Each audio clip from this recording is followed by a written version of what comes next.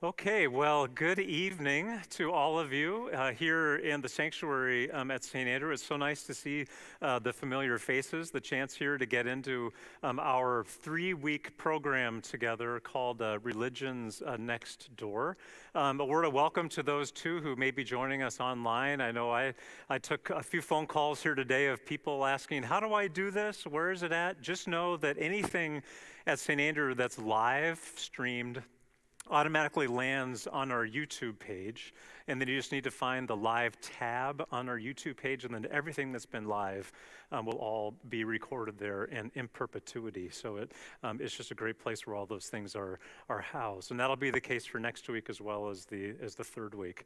Tonight we're doing in Religions Next Door Muslim faith and feeling. We'll do Islam in the modern world next week, so we'll shift gears into that topic. And then the third week, we have Pastor Matthew has invited Inbal, who is the senior cantor at Temple Israel on Hennepin Avenue, or on close to Hennepin Avenue there in Minneapolis, one of the larger synagogues in the community. Pastor Matthew, as you know, is a singer, so he helps provide leadership for the High Holy Days at the synagogue using his voice, and so he and Inbal have gotten very close, and they will come and have a dialogue together about Jewish practices and spirituality here on the 15th of February. But you've got me for a couple of weeks, and then Pastor Matthew then, and a friend from Temple Israel then to wrap up our three-week session here on Religions Next Door. The title really is supposed to be very relational. I hope you get that. You see the picture on the slides, living next door to our neighbors.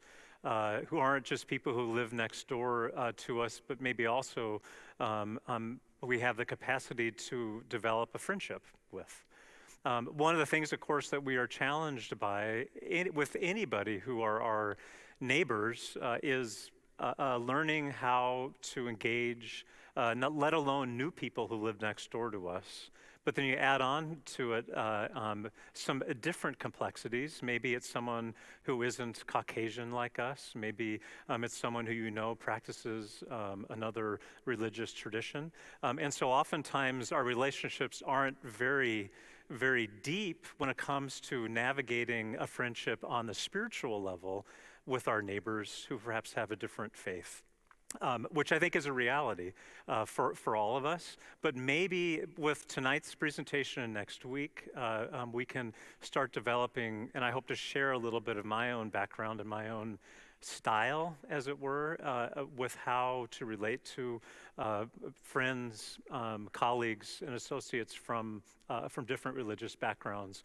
And the hope, of course, and prayer is that it helps generate a fuller and wider and richer community of relationships between people who are different, but we celebrate in a way those differences too. So the title tonight is Muslim Faith and Feeling.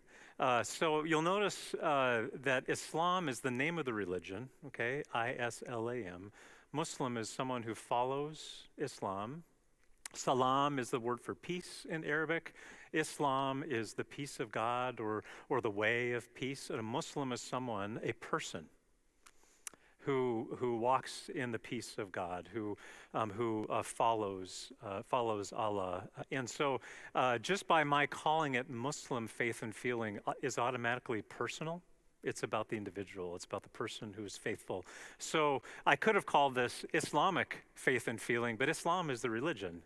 But Muslim is the person who is living out their faith through the routines of the Muslim tradition. And so I wanted you to catch that title very specifically as we begin. For those of you at home also, if you're here in the house, if you have questions, we can certainly talk about those here in a little bit when we come to them. Even interrupt me and we can address some questions during the presentation.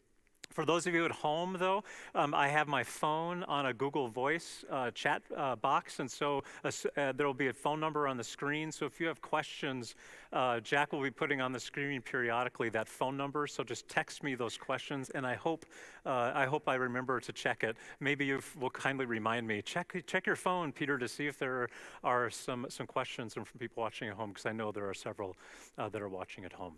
So let's begin here about Muslim faith and feeling. And I thought I'd just start with a little true and false conversation with you. And we'll just take these kind of all at once here.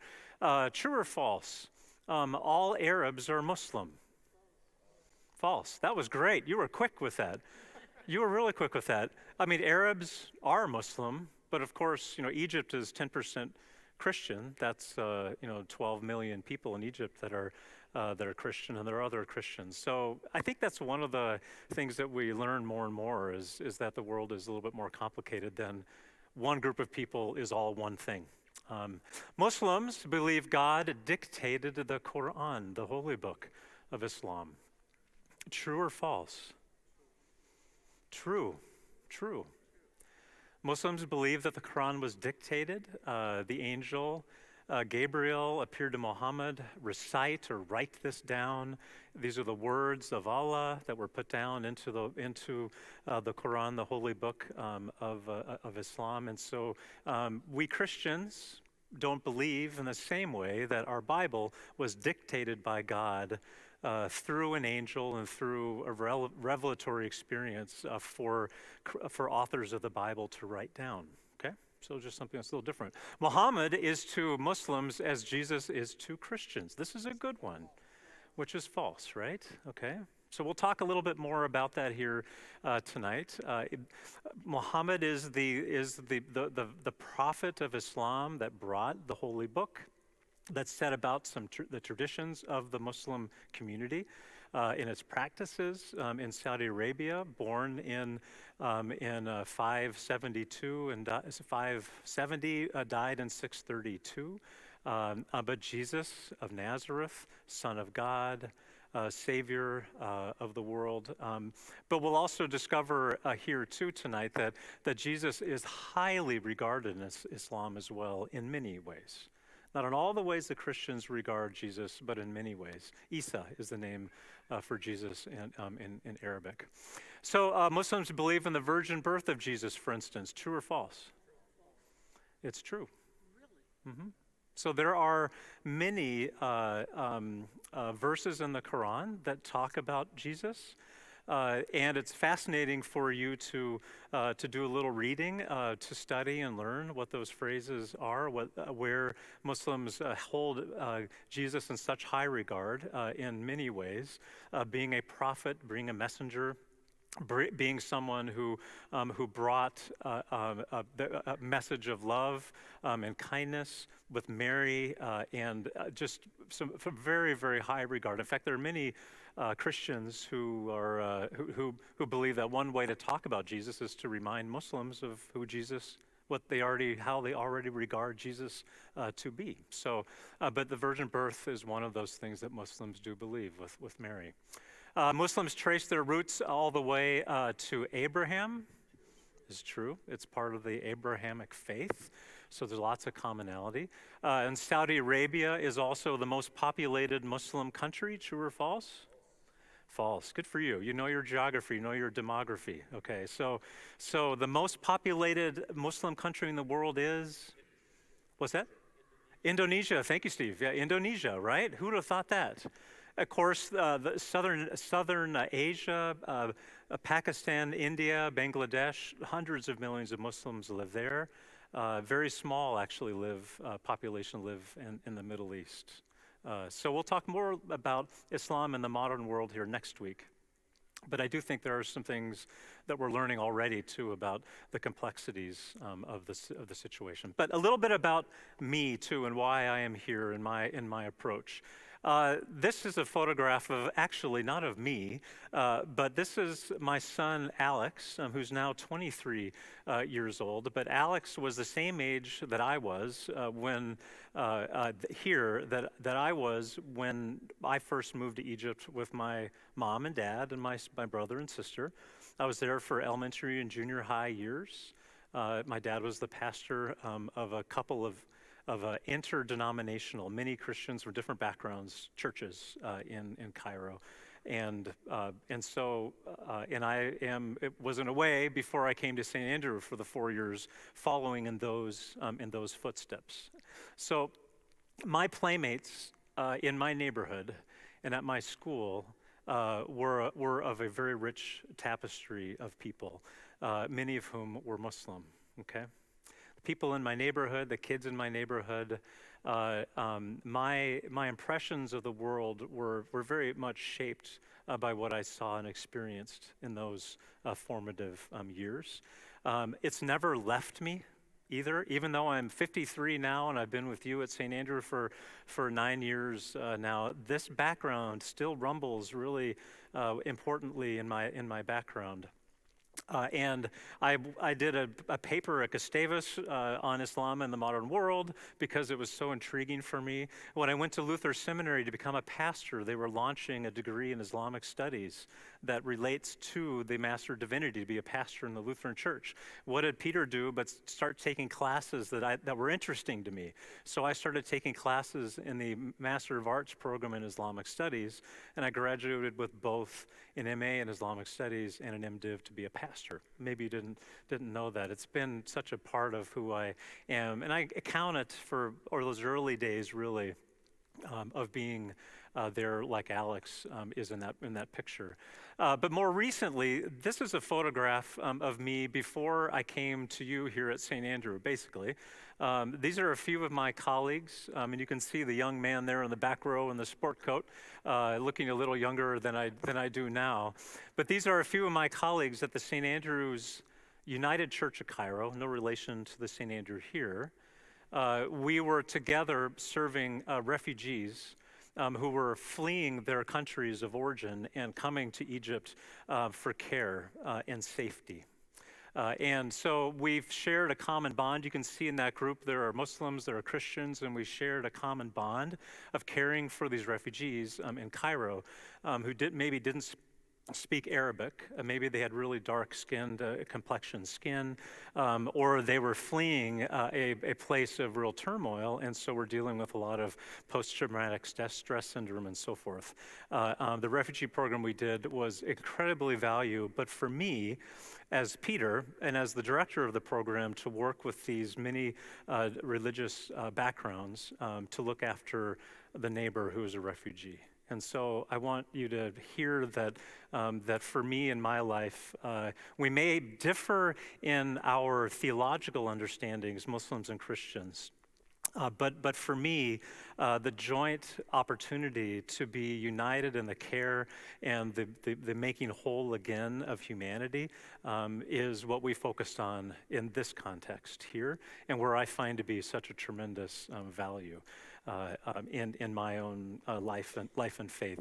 Let's work together. The differences that we have, we'll learn about them and talk about them, but let's work together to bring about goodness in the world again, okay? So it's wonderful to put that into practice in this setting.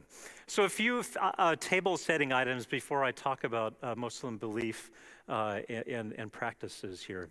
One of the things that you will probably say to yourself after we have this series here on religions next door is, why hasn't Pastor Peter talked about this in the detail that he did in this series? One of the reasons why I like to just stay in the background is that I really do prefer that people of their own faith speak for themselves. What I know, what I've experienced, what I've studied academically is just my understanding, and I'm not a Muslim in practice. I know since I'm live streaming, trust me, this week when I've been preparing for this, what if my friends in Cairo were to watch me talk about Islam, and they could be watching this? Am I going to do good by them? I would rather have them here to talk about their own spirituality and their own faith. And we have had those people at St. Andrew, right? You've come to some of those sessions in the past before. But my preference is that be the case, that I'm a white man from America who's Christian talking about Islam. Matthew, though, Pastor Matthew is the one who said to me, but Peter, you have something to give. You have something to share, and so it's not a bad thing. And it isn't a bad thing at all, but I'm very aware of that other people should speak for themselves who believe what they believe. And so to be really cognizant of that. The other thing too that I've shared with you before in different settings, but it's really important when we think about other faith traditions and the length of history, is that when we talk about other religious traditions, to don't compare our best to anyone else's worst. So if we want to talk about 9/11, if we want to talk about the Iranian Revolution, let's be very careful that we don't avoid talking about the Crusades in the 11th and 12th centuries, where hundreds of thousands of Muslims were killed, and because Christians from Europe went into the Middle East and took it by force. Let's not forget colonialism and the disenfranchised that was experienced from in the Muslim community when again Europeans monopolized trade and wealth over the expense of the local population. So when I stand here and want to talk about Christianity, we never want to compare our best to their worst, because it might be my worst to their best. You know what I mean? So we'll talk about that a little bit more when we do historical stuff here next week, Islam and the modern world, because there are times in our Christian European history, we are deeply indebted to the Muslim empire and the Muslim culture and its dynamicness that helped Europeans emerge out of the Middle Ages, because we were really in a rut in a lot of ways. So we'll talk a little bit more about that next time. And also, I just want to take care in making something simple that's actually quite complex, right? What we're talking about here is a world religion with almost 2 billion adherents, right? That's spread across the globe. Over 50 countries have a Muslim majority in the world. And so what I say, and what we think we know, is far, far more complicated than we could boast to even, I mean, if I can know just a little bit of this vastness. This is a scholar, Wilfred Cantwell Smith, who had 3 things. There is the ideal Orthodox Islam that we teach in academia, that we learn about and study. And yes, we do get to know about Islam when we do that. There is also the different regions of the world that reflect the religiosity of Islam, too. That makes it even more complicated. So we could study Turkey and Kemal Ataturk back in the 30s, 40s, and 50s. We could go to India and Pakistan and Bangladesh. Islam is shaped by that setting. We could go to the West Bank and talk to Palestinian Muslims. And how does this? It's kind of like in Christianity. If you go to Latin America, and in Latin America there is the theology of help me here, the liberation theology, right? I mean, that is uniquely gifted brand of Christianity that grew out of the Latin American tradition of liberation theology. That was the faith really brought that to the world's attention, but it's complex. It wasn't our experience in America, though we can read and learn about it. And so there is that reality in Islam as well. So I'm going to do what I can here, but let's just realize that the third and final category that Smith talks about is that we can't see into an individual's heart to really get a sense of what they believe and feel about their faith and religion. Or if there are 2 billion people who say that they are Muslims, there's going to be incredible diversity within that. So I can't summarize Islam in a 140 character tweet.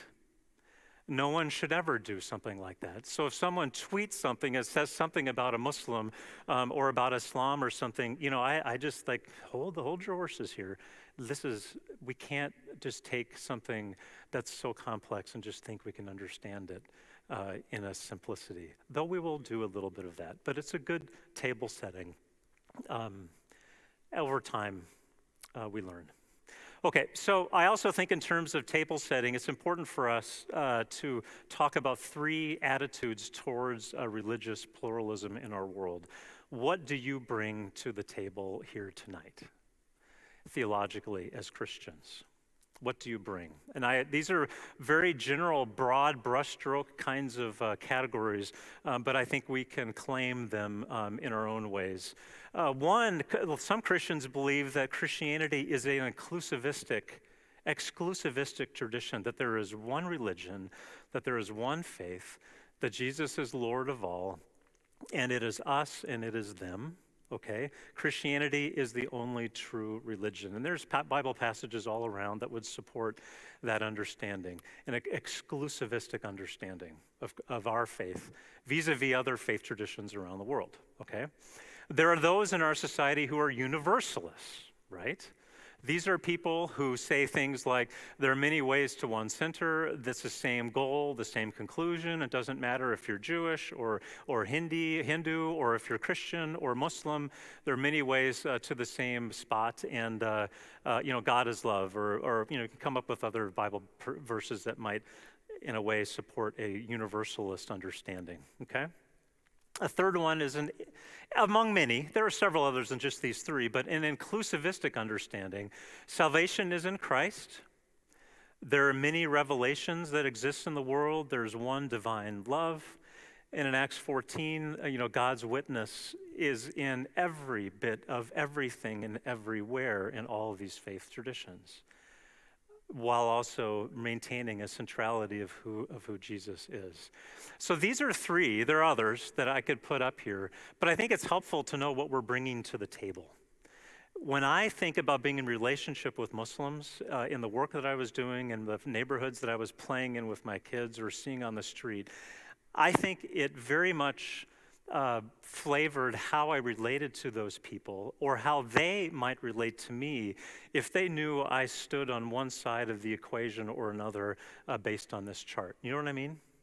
If I wanted to be friends with someone who, my BOAB in my building, who kept my building secure, who helped me carry groceries in, who washed my car, and I didn't believe, if I was an exclusivist, for instance, what would Muhammad think of me if he knew that I was an exclusivist and I didn't somehow give some credence to his religious identity? So I don't know where you stand on this. And I'm not here to tell you where to stand in these categories or whatever other category you have. I, as Peter, am in the inclusivistic understanding, where I believe that there is something special about the revelation of Jesus Christ for me and for the world. But on the other hand, I can't believe and understand the all-knowing grace and goodness of God that is beyond my finite way. If God is love, then God is somehow, some way, loving all people. So I'm an inclusivistic person, but I'm not a universalist or an exclusivist. But it's okay. We just need to know what we bring to the table, is all I'm saying, and how we might do those things. So when we think about Islam, briefly, here's a very basic overview, and it was easier for me just to write this and show it. So hopefully you can read my handwriting. In Islam, creation happens, okay? For human beings, there is the opportunity to do good or to do bad, to sin. There is a scale of judgment between the good deeds and the bad deeds, and there will therefore be a paradise or a damnation as a part of that scale of justice, okay? Again, this is a huge brushstroke, but I wanted you to see it relative to Christianity. In creation, with the Word of God, there is the potential of good, but then there is also sin and the fall of human beings to the state of a sinful nature. As time goes on, the Christian cross of Christ forgives us, liberates us from sin, death, and the devil, and we are restored through faith into a new kind of existence. It's very different than the above construction, right, of this or that. So what I want you to see also in this is that Islam is much more of an orthopraxis. It's what you do in Islam than it is in Christianity, where it is more so. It is what we do, but it's also what we believe. It's a faith. It's a confidence that God is who God is, not so much what we do. We believe that we're loved by God apart from the works of the law as Lutherans. So that's what we believe, that it all happens through Jesus. We do things because God loves us, and we're called forth to be the good neighbors that we are. But it only happens because Jesus says, "I love you so much already, so go and do likewise." That kind of thing. So what we're missing in Islam is that whole downward turn in the Christian uplifting. So this is, again, another really big simplification, but there's a difference between orthopraxis of what Muslims practice and, secondly, orthodoxy, what Christians believe, okay? Two different things, practice and believing. Muslim practice is you practice your faith. Christianity is more believing. Now, again, these are big, broad brushstrokes, but I wanted to get that clear because that is kind of the main construction. Islam is more legalistic, more like the Jewish tradition, perhaps, too, that there are things you do, like in the Old Testament, and that's very much a part of the Islamic tradition as well. So, okay, so that's part of what we bring to the table and how we engage in this conversation. Okay, so. But let's talk about what Muslims do. I'll also talk about what Muslims believe. But first, what they do. And there are the 5 pillars of Islam. Have you heard of the 5 pillars? I'm going to say there are 6 today. But classically, there are 5 pillars of Islam. The first one is the Shahada, which is the confession. There is only one God, and Muhammad is the messenger of God. That's the confession. So if one wants to be a Muslim, that's the only confession you need to confess. You say that a few times, and you become Muslim, and that's the one. That's what greets the day. That's the way the meal starts for a Muslim. That's in Arabic. That is the Shahada, the confession. There's only one God, and Muhammad is the prophet of God. Okay. So that's the first thing that Muslims do, okay? Prayer 5 times a day. You're going to see that this is there's some simple practices with Islam. 5 times a day. You maybe know that already. The muezzin and the minaret of a mosque. The muezzin is the voice or the call to prayer, the person who sings out the call to prayer. That's different every prayer time. So before dawn and noon and afternoon and evening. So there's that routine. They're in the minaret, which is the steeple of a mosque, which is their church or their sanctuary, their holy space, holy building. And so that call to prayer goes out. In the Middle East, it goes out very audibly if you are in Cairo or in the West Bank or wherever in the world, and it's the call to prayer time, you will know it's the call to prayer. You will know if there's a mosque down the street because you will be able to hear the mosque down the street. But prayer is really important. There are 2 kinds of prayer. There is the ritual prayer where Muslims do that kneeling process. You've seen that maybe? Okay.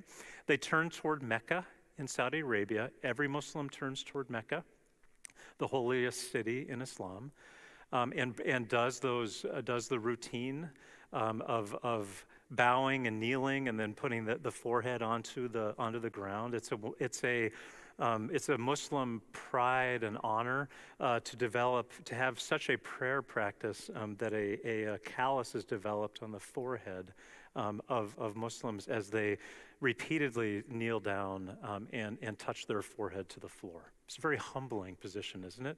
Allah is God. Muhammad is the prophet of God, and I will honor and submit and surrender to God, so much so that a callus will form on my forehead. Anwar Sadat had a callus on his forehead, if you remember him, the former Egyptian president, others in the same way, but 5 times a day. You'll see on that larger picture there is that prayer niche that's there, and then the mimbar, which is the pulpit from which on Fridays during the prayer service, the leader of the community will offer a sermon on something on Fridays during that noontime prayer when the Muslim community gathers here in Eden Prairie and any other mosque. Friday is the holy day, and so there is the Qibla is that little niche. That's the direction of Mecca. So you see on the carpet there, the red carpet there, you see how there's no pews in a mosque because you have to be able to do the the rakas, the ritual prayers, the movement. There is also petitionary prayer in Islam as well, kind of like how we have too, petitionary prayer, but this is the 5 times a day. And you can see too that group of men there that are lining up, not in a mosque, but they're facing toward Mecca, somewhere in Cairo, I don't remember where, but they lined up shoulder to shoulder and are praying the prayer. I would go into restaurants at the worst time because the prayer would start right when I walked in the restaurant, and then I'd have to just have to wait for 5 minutes, and then I could get my food after they were done. But they would pull out the prayer rugs and pray in the restaurant, and then the employees would get back to work after prayer, kind of like that. Very, very important, especially during Ramadan. I'll get to that here in a second. Well, Ramadan. So Ramadan is that month of the year, of the lunar calendar year, where Muslims will fast. So fasting is a part of, it's not a self-flagellation time. It's not a, whoa, look at me. It's a time of discipline. It's a time of community. It's a time of being together as one. I think, in some ways, I think of like our Christmas time. There's something in the air on Christmas Eve, I feel like, where people are just, it just feels good at Christmas time around here. I don't know. I mean, you know what I mean? It's just, and trust me, in any Muslim country during Ramadan, especially at the breaking of the fast, there is, but the whole month it's serious community. And unity that's happening. It's not, I mean, most people participate, but if you're with child, if you are a child, if you're elderly, there are exceptions. It's not.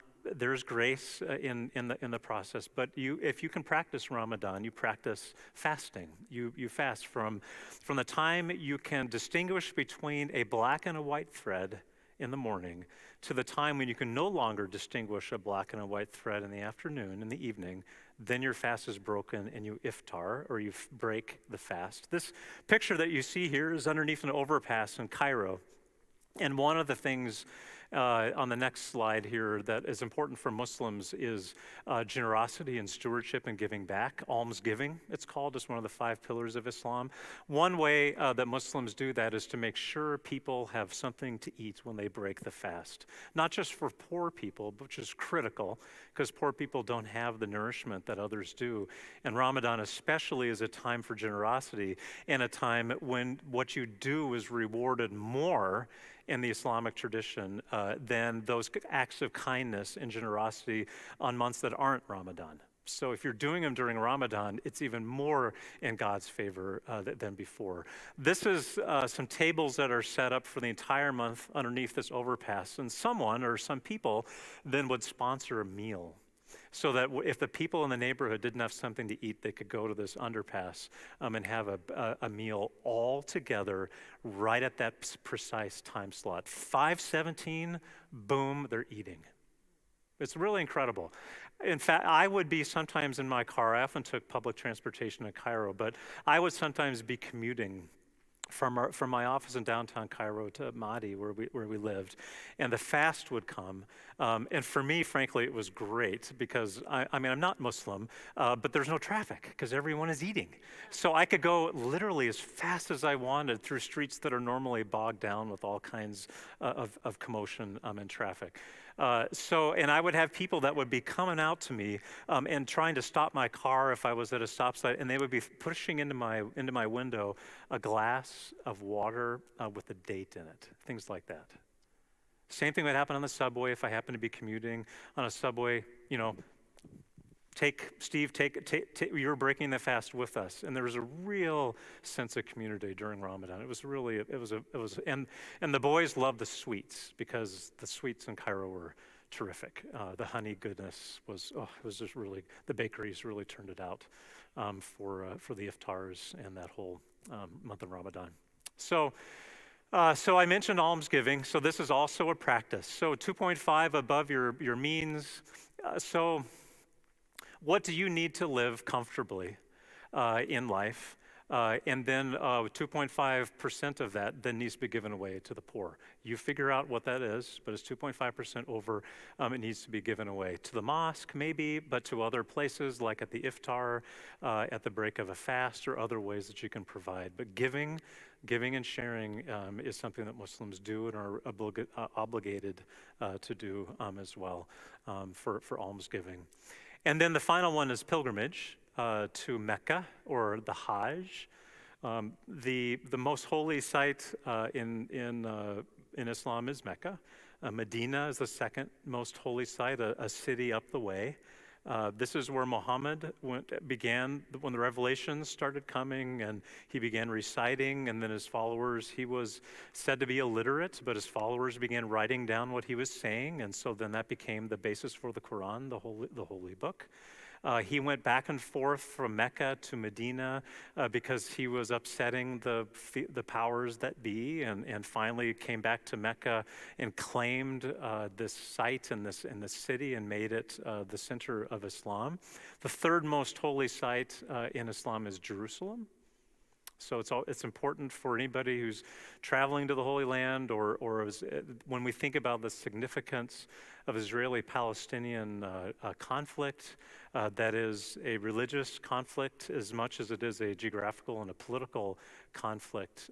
Islam sees the Haram al-Sharif in Arabic, the noble sanctuary, what the Jews see as the Temple Mount, two different words for the same place. It's the third most holy place in the world for Muslims, and that's really important for the 2 billion Muslims in the world.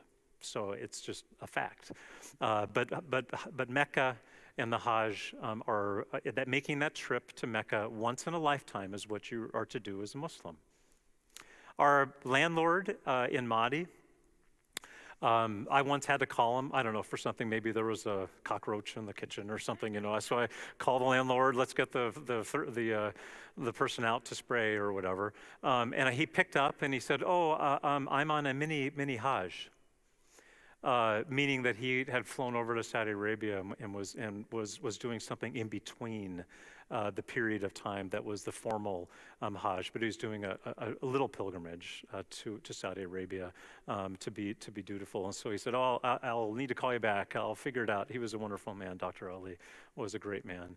But making that pilgrimage is critical. Sometimes people in a village can't make a pilgrimage themselves if they're poor. But if one person could go, then everyone would chip in and they would celebrate that one person attending the Hajj all together. They would send this person off and then welcome this person home, and the community would rejoice and will have shared a little bit in the Hajj experience of going to Mecca. The Kaaba that you see there and the way the pilgrims would circumvent the Kaaba, walk around and around it, maybe you've seen video, that's many days long tradition in Saudi Arabia. When the time of the pilgrimage comes. So sixthly, I'll add a sixth thing about what Muslims do, is jihad. Careful though. Let me define this a little bit for you. We as Americans, in our political and our historical understanding, see jihad translated holy war, and a justification for this, that, or the other thing that we've experienced in our the clash of civilizations, right? Jihad, the root of the word is striving, and there are lesser jihads and there are greater jihads. The main jihads that all my Muslim friends talk about is what we talk about as Christians. Strive to be closer to God in any way that you can. Come to worship on Sundays, come to programs on Wednesday nights with me and other members of your community. Donate to Prop and our TP EP drive that's going on because we want to help our neighbors in need. That's our call. Strive to be good Christians. For Muslims, jihad, the concept of jihad is, yes, there is a violent jihad that can be employed and put into place. But the main concept is just strive to be a good Muslim. Be honorable during Ramadan. Be extra faithful during that month, or take care of the people around. Take care of your, all. it's a striving word. So I put that on the list. Scholars don't put, I mean, they can put it on the list, they maybe don't. It has connotations to it. But with my friends, they're not making war with me. They're just wanting to be faithful and striving to be closer to Allah. Okay? So let's just talk a little bit about what Muslims believe. And I'm looking at the time, and I want to make sure we have some Q&A here as well. It's 7:11. So what do Muslims believe? So number one, they believe in Allah. So I'm getting into a little bit now of orthodoxy versus orthopraxy, the doing. Okay, so this is on that side of the equation of this. But they believe in Allah, one God. Nothing can compare. God is universal and everywhere. God is merciful and compassionate and loving. God is a judger, a scorekeeper, and someone who comes into play on the day of judgment. But there are 99 names of God that Muslims hold in all in one great sentence, in a way. Okay, open up the palms of your hand like this and put them and point them at you. Can you see? If you have hands like mine, then you have hands like a Muslim. You have an upside down V, and then you have like a vertical line at the creases in your hands. Can you see those? Yeah, upside down V in the crease. You know, the crease in the palm of your hands. Okay, so the upside down V as an Arabic number is an 8, and of course a 1 is a 1. So you have 99. Sometimes you see Muslims kind of like this when they're reciting the 9 names of God, or maybe they have a prayer beads like Catholics do and other faith traditions, Coptic Christians do as well. That'll be 33 beads long. Okay. They will flip through the beads one at a time, 99 times, and recite the names of God. One existing, living, self-sustaining, eternal, enduring, true reality, comprehensive, independent, first, last, hidden, manifest, hearer, seer, knower, grand, exalted, all very exalted, glorious, most glorious, majestic, laudable, mighty, great, maker, fashioner, compeller, so forth and so on. 99 names, Christian of Muslim devotion. Nothing compares to God. Christians believe that God is one being with 3 expressions, Son and Holy Spirit, the Trinity, right?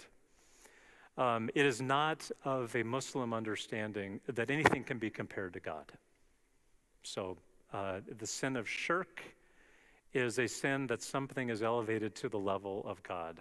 And the Quran talks about the 3 persons expressed nature of God is not who God is. God is one.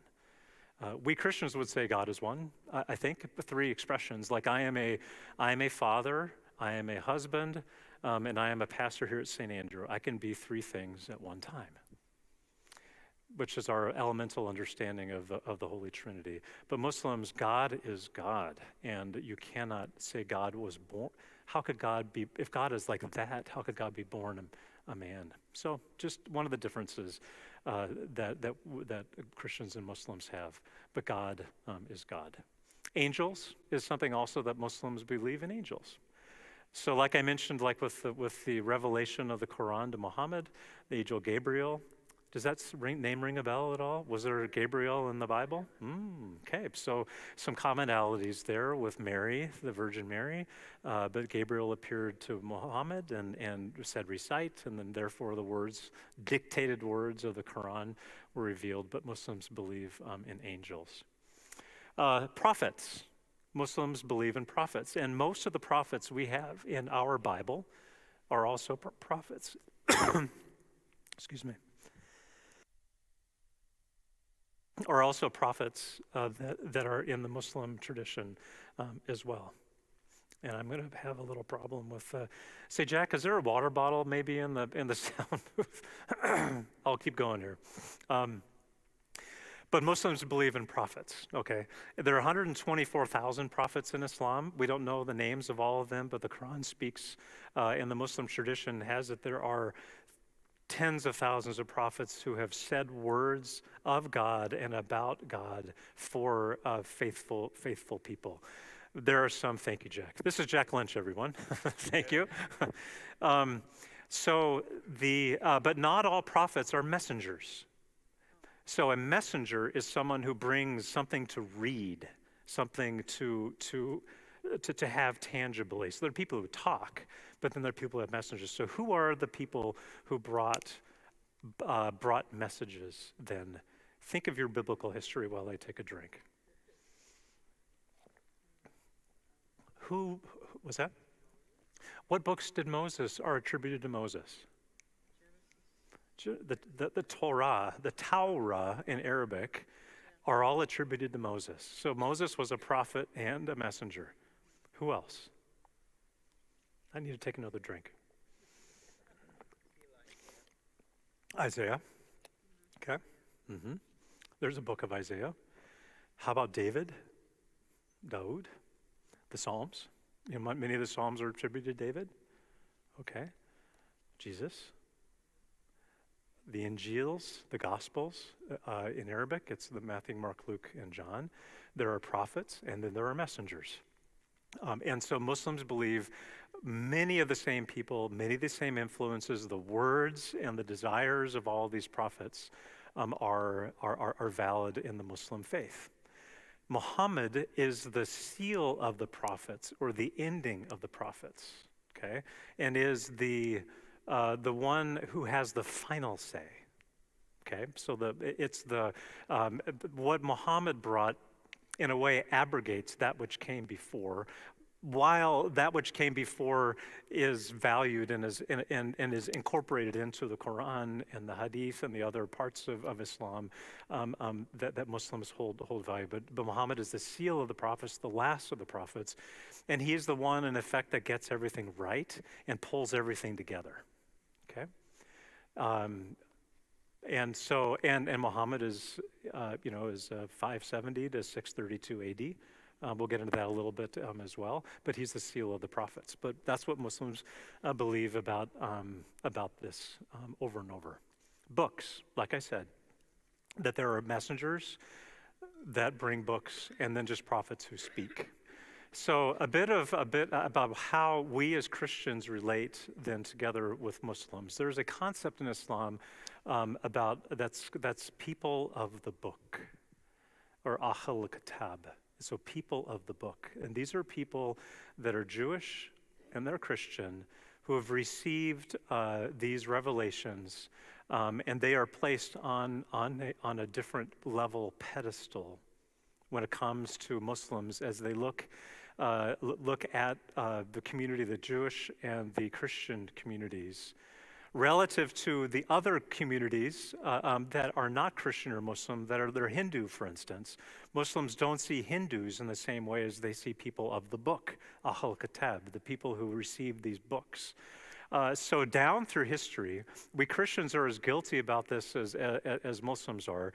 It's not as though the Christians and Jews got preferential treatment or lived in harmony all the time when Muslims were in control politically and geographically, which was the case in several. We'll talk about it more next week with Islam and the modern world.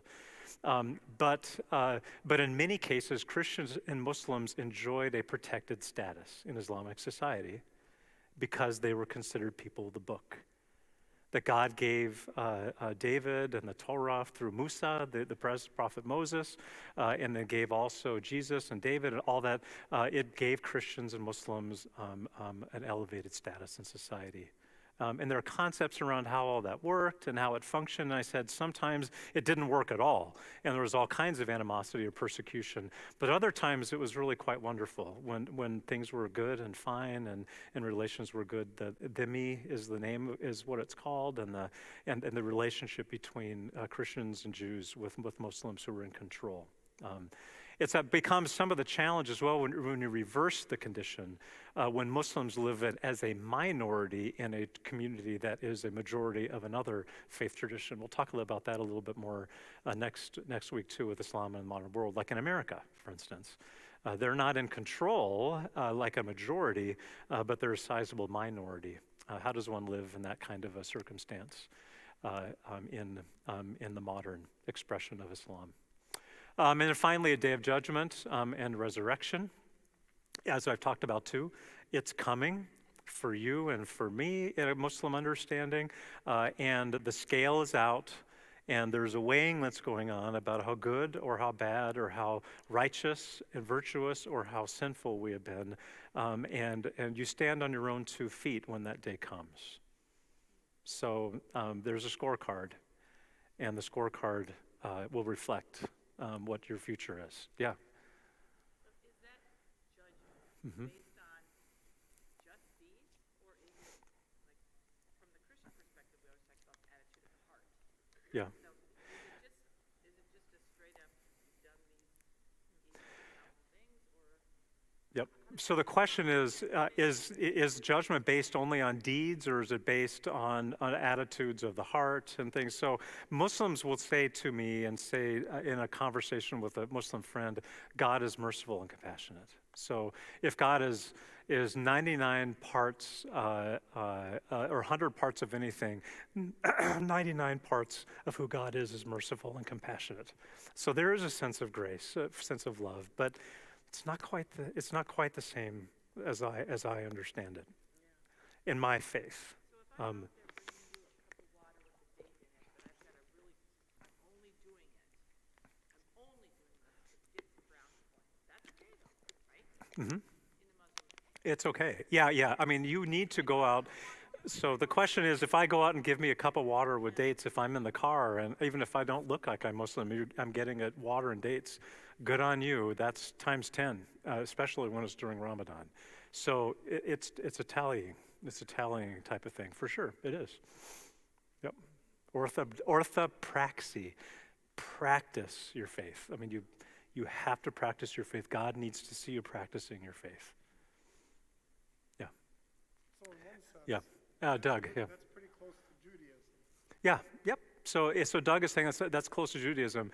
We'll learn more about it from Ikbar here on in a couple of weeks. We can ask that question. But yes, it's a legalistic understanding of a faith that you need to walk a path in order to.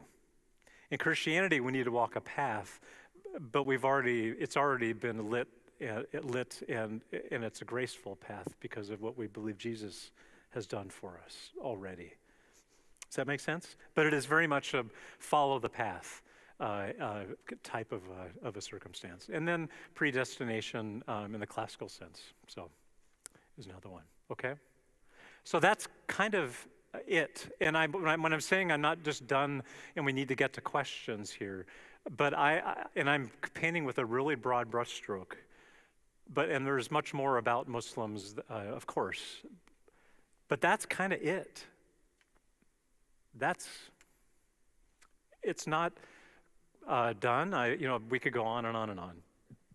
But that's the snapshot of what a Muslim believes and what a Muslim does. So for me, at least, there's a simplicity about this. And I mean that when people say Christianity and other religions can be so complicated, that's it. There are more complexities to it, of course. As I said, let's be careful to make simple what's really complex, but this is pretty simple. Mike, go ahead. Tied into that, when I look at that, I see the Sunni and the Shia. Okay. Two main, I understand there are several very Yep. I don't see much difference. I don't see any difference in dogma when I study that. Whereas if I look at a Catholic and a Lutheran, a Methodist, there seems to be more difference. So what I'm asking, I guess, is there?